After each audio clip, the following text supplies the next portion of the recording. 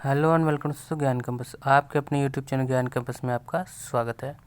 दोस्तों आज का वीडियो लेक्चर है इलेक्ट्रिकल थर्ड सेमेस्टर वालों के लिए। सब्जेक्ट है आपका EIM, ठीक है, electrical instrument and measurement.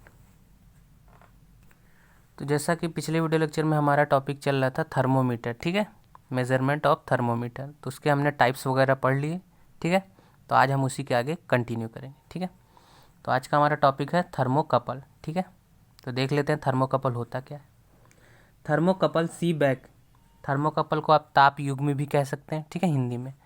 Thermocouple Seebeck प्रभाव पर आधारित होता है, आधारित एक्टिव ट्रांसड्यूसर है, ठीक है। इसे एक्टिव ट्रांसड्यूसर भी कहते हैं। थर्मोकपल में दो असमान धातु के तारों को जोड़कर जंक्शन बनाया जाता है। यह एक ताप संवेदक, जिसे टेम्परेचर सेंसिटिव कहते हैं, ठीक है, डिवाइस है, ठीक, जिसमें जंक्शन पर ताप स्थित होने पर विद्युत वाहक बल EMF उत्पन्न होता है, ठीक है। इसकी सहायता से तापमान का मापन किया जाता है, ठीक है।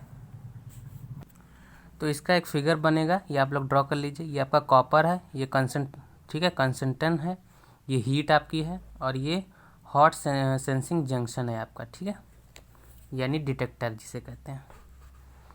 और यहाँ पे आपका एक मिली वोल्ट रीडिंग लगा हुआ है, ठीक है। ये आपका गोल्ड एंड रेफरेंस जंक्शन है ये, तो इसको ड्रॉ कर लीजिए या स्क्रीनशॉट ले लीजिए। साथ ही साथ नोट्स बनाते रहिए आप लोग, क्योंकि PDF भेजने का मुझे टाइम नहीं मिलता। तो चलिए अब इसके वर्किंग प्रिंसिपल और कंस्ट्रक्शन देख लेते हैं, संरचना एवं कार्य सिद्धांत जिसे कहते हैं, ठीक है। तो देख लेते हैं। थर्मोकपल दो भिन्न धातुओं के तारों के सिरों को आपस में जोड़कर बनाया जाता है। जोड़े गए सिरों को जंक्शन यानी कि संधि कहा जाता है, ठीक है। जब इस संधि पर तापमान परिवर्तित होता है तो धातु के तारों के दूसरे सिरों के मध्य विद्युत वाहक बल यानी कि EMF उत्पन्न हो जाता है, ठीक है। आगे देखते हैं।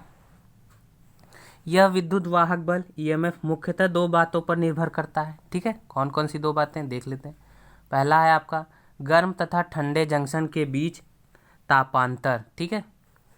दूसरा तारों के पदार्थों की प्रकृति पर, ठीक है। तो आगे देखते हैं।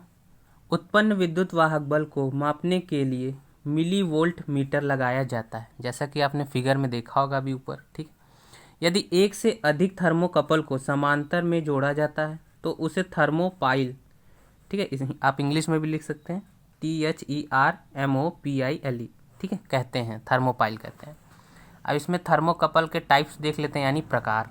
तो थर्मोकपल में प्रयोग किए गए, इसमें एक लाइन लिख, तो आगे देखते हैं, ठीक है। प्रयोग किए गए भिन्न भिन्न धातुओं के आधार पर थर्मोकपल, ये आपका थर्मोकपल लिखा है, को निम्न श्रेणियों में बांटा गया है, ठीक है।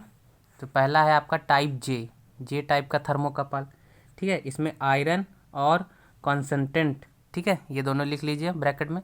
और इसकी रेंज यानी कि परास होती है -270 डिग्री सेल्सियस से 1260 डिग्री सेल्सियस तक, ठीक है। दूसरा है आपका टाइप के थर्मोकपल, इसमें आपका निकेल और क्रोमियम ऑब्लिक निकेल लिख सकते हैं, ठीक है, निकेल एल्युमिनियम, ठीक है, निकेल एल्युमिनियम। इसकी रेंज कितनी होती है 0 डिग्री सेल्सियस से 200 डिग्री सेल्सियस तक। तो अगला देखते हैं। थर्ड आपका टाइप टी यानी कि थर्मोकपल, टी थर्मोकपल।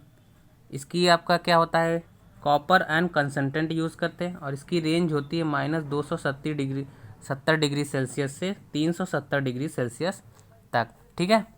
अब इसमें आता है टाइप आपका ई, यानी चौथा है टाइप ई थर्मोकपल, ठीक है। इसमें आपका निक्रोसिल और निसिल यूज़ किया जाता है, ठीक है।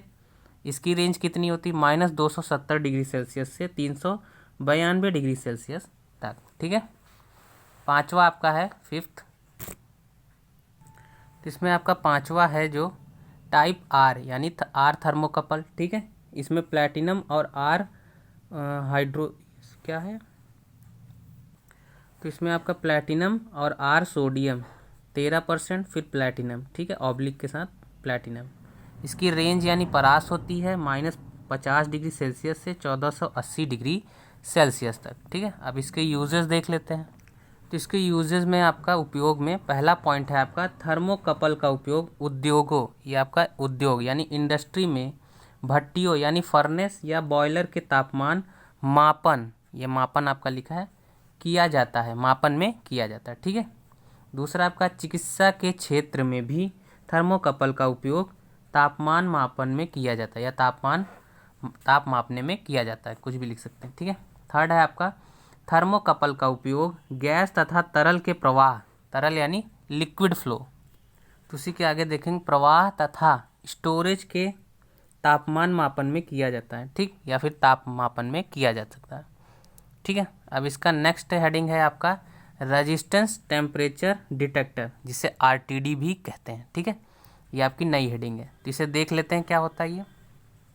इसे रेजिस्टेंस थर्मामीटर भी कहा जाता है। ठीक है। आरटीडी वह डिवाइस है जिसकी सहायता से शुद्ध कंडक्टिंग वायर यानी कि चालक तार का रेजिस्टेंस माप करके तापमान का मापन किया जाता है। ठीक है, इतना समझ आया आपको। इसमें प्रयोग किए गए चालक तार को ताप संवेदक यानी कि टेम्परेचर सेंसर कहा जाता है। ठीक है, आगे देखते हैं। इसकी यथार्थता यानी कि एक्यूरेसी बहुत अधिक होती है तथा यह बहुत अधिक रेंज तक रेखीय गुण, ठीक है, यानी कि लीनियर फैक्टर, रेखीय गुण रखता है। उद्योगों में इसका उपयोग अधिक यथार्थता के लिए किया जाता है, यानी कि अधिक एक्यूरेसी के लिए किया जाता है। तो इसमें एक आरटीडी का आपका डायग्राम या फिगर बनेगा, आप स्क्रीनशॉट ले लीजिए फिर बना लीजिएगा इसको। ठीक है, ठीक है, ये आपका लीच है। ठीक है, ये आपकी जो ऐसा दिख रहा है रॉड टाइप का, ये लीच है, ये आपका रेजिस्टेंस लगा हुआ है। ठीक है, ये पूरा आपका रेजिस्टेंस, ठीक है, रेजिस्टेंस थर्मोमीटर आरटीडी। ठीक है, कनेक्टिंग लीच हैं ये आपके पूरे। ठीक है, ये आपका इंसुलेटर है और ये सीथ है। ठीक है, ये लिख लीजिए और इसको फिगर ड्रॉ कर लीजिएगा। तो आई होप आप लोगों ने स्क्रीनशॉट ले लिया होगा। चलिए बढ़ते हैं आगे। तो आगे देखते हैं, तापमान वृद्धि के साथ धातु के तार में आने वाले प्रतिरोध के बदलाव को निम्न प्रकार व्यक्त किया जा सकता है। ठीक है, फिगर के आगे ही आप लिखेंगे।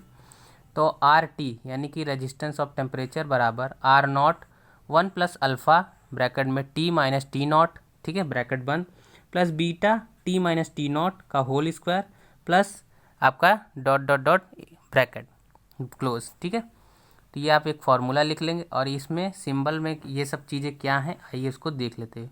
ठीक है, वेयर यानी जहाँ पर आर टी आपका क्या है, तार का रेजिस्टेंस है। ठीक है, किसमें, टी डिग्री सेल्सियस पर, टी डिग्री यानी कुछ भी हो सकता है, ये हमने मान लिया अपनी तरफ से। ठीक है, आर नॉट क्या है, तार का रेजिस्टेंस 0 डिग्री सेल्सियस पर। ठीक है, अल्फ़ा बीटा क्या है, टेम्परेचर कोफिशिएंट यानी ताप गुणांक है।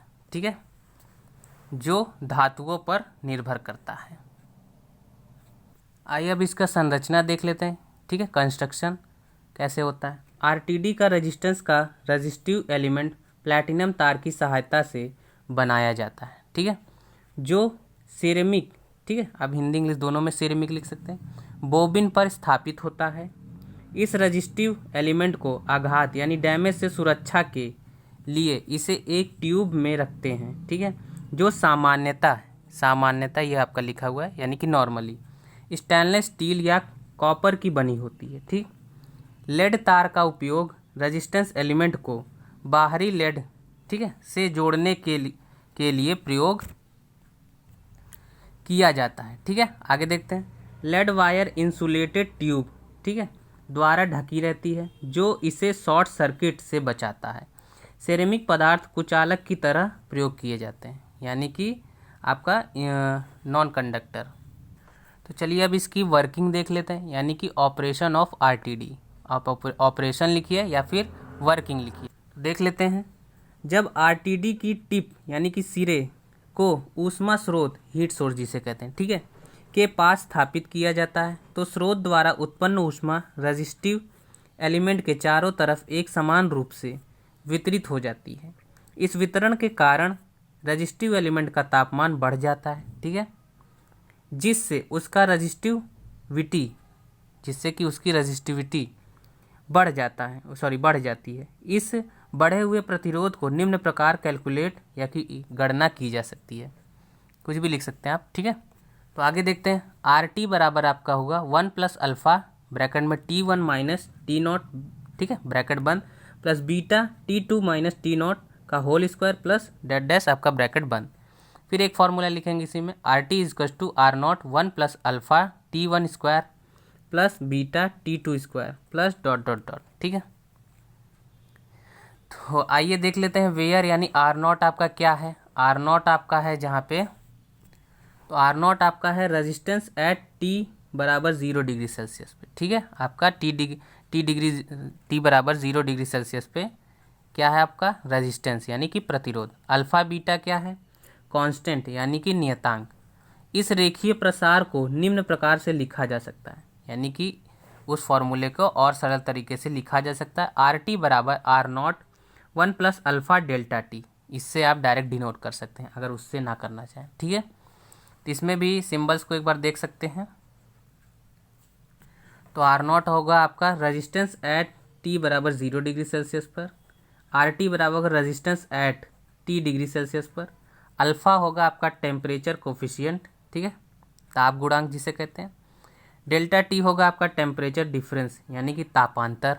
ठीक है, तो आई होप आप लोग को आज का वीडियो लेक्चर पसंद आया हो। आज के वीडियो लेक्चर में इतना ही रखते हैं, बाकी का हम नेक्स्ट वीडियो लेक्चर में कंटिन्यू करेंगे।